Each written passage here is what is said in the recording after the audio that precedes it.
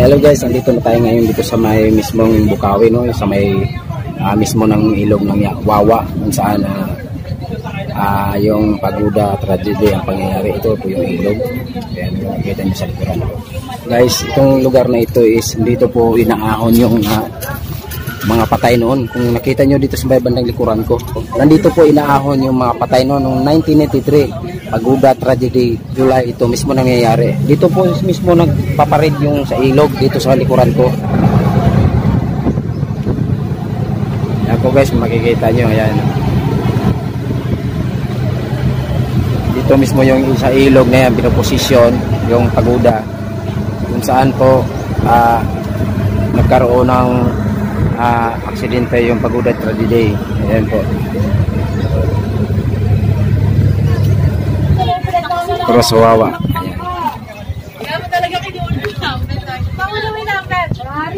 Ayan. Nakikita nyo yan yung mga video na yan. Dito po yung mga pangyayari noon.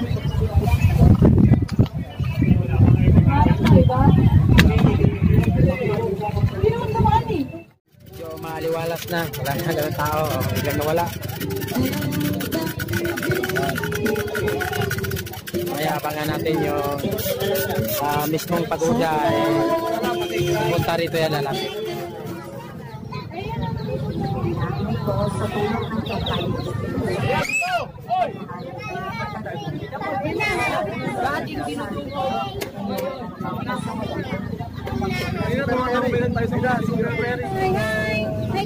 Guys, nakikita nyo. Nakalapit na.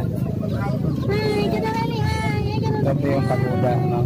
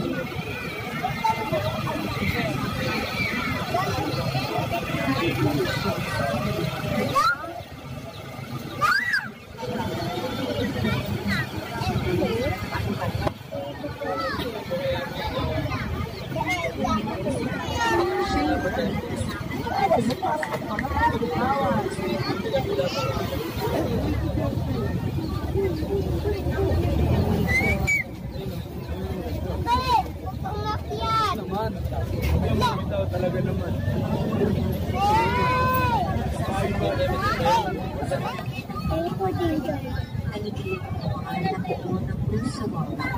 Hindi na tayo makikita.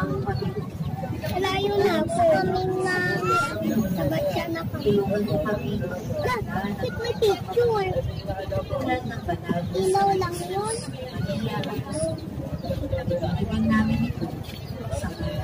Bakit na daw? Madali may pag walang ulit. Bakit umiikot na?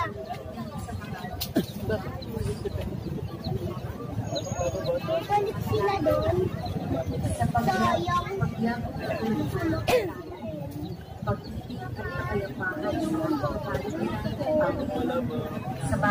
Epet!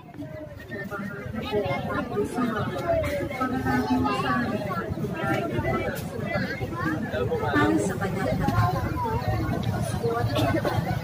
tawa ay magtawa ng pinagsigahan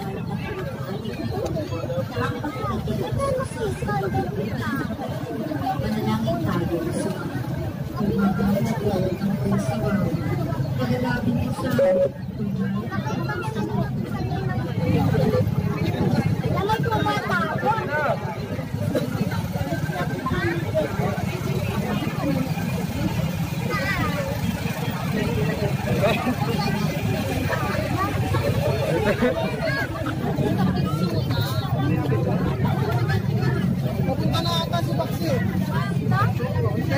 Malayo na siya.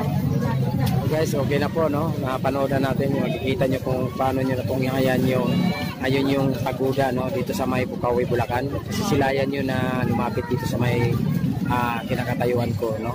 Mismo yung pinaka-center nila dito sa medyo lungsod ng Bukawi, no? Okay. Hello guys, ito ginagabi tayo ngayon, no? Ngayon pag-vlogs natin, ginagabi tayo, ito na po, tapos na po yung paglapit sa pagoda. Nakita nyo kanina yung video natin, ito na po. Yan, gabi na, so wag na natin patagalin pa.